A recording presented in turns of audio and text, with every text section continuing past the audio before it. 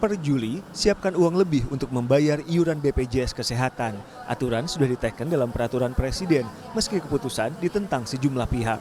Berharap kepada pemerintah pusat khususnya, saat situasi pandemi begini mohon untuk sementara jangan dinaikkan dulu. Karena dalam keadaan situasi pendapatan masyarakat pun pada saat sekarang sedang kolap. Pertama untuk iurannya sendiri kan cukup sangat mahal ya kenaikannya sendiri. Jadi kalau bisa sih jangan sampai naik untuk BPJS sendiri. Nggak setuju.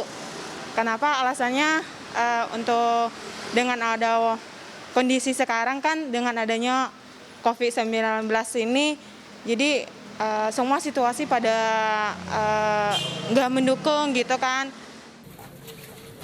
Para kepala daerah pun bersuara. Wali Kota Solo meminta pemerintah pusat meninjau kembali putusan.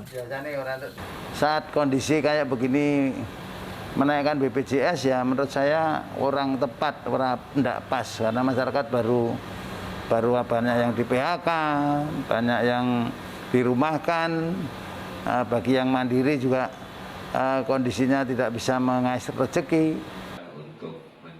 Bagi Gubernur Jawa Barat, alasan soal kenapa iuran BPJS Kesehatan naik belum dijelaskan oleh pemerintah pusat secara rinci. Jadi dari kami meminta penjelasan lebih jelas karena sampai hari ini memang kalau saya baca penjelasan belum komprehensif ya.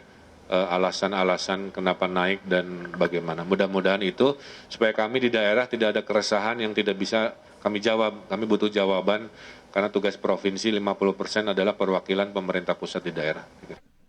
Kalau Gubernur Jawa Tengah menyoroti soal kinerja BPJS Kesehatan.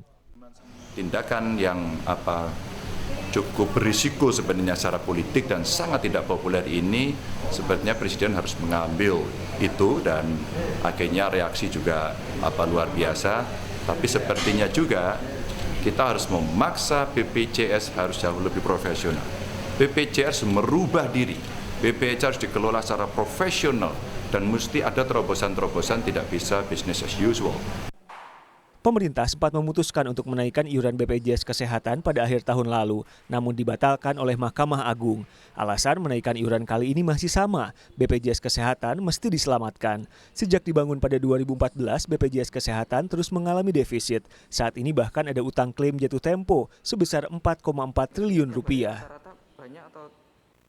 Kalau kita lihat kondisi BPJS Kesehatan, slide berikutnya, sampai dengan 13 Mei, ini nanti mungkin Pak Fahmi bisa memperdalam di sini, tapi saya intinya di sini bahwa kita masih ada yang jatuh tempo 4,4 yang harus segera dibayar, dan kondisi BPJS ini perlu ada perbaikan. Di aturan baru, seluruh tarif peserta mandiri naik. Untuk peserta mandiri kelas 1 dari Rp80.000 menjadi Rp150.000. Kelas 2 dari Rp51.000 menjadi Rp100.000.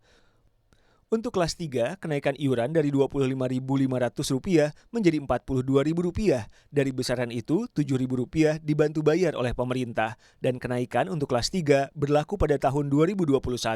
Sampai saat itu tiba, yang kelas 3 tetap membayar Rp25.500. Tim Liputan, Kompas TV.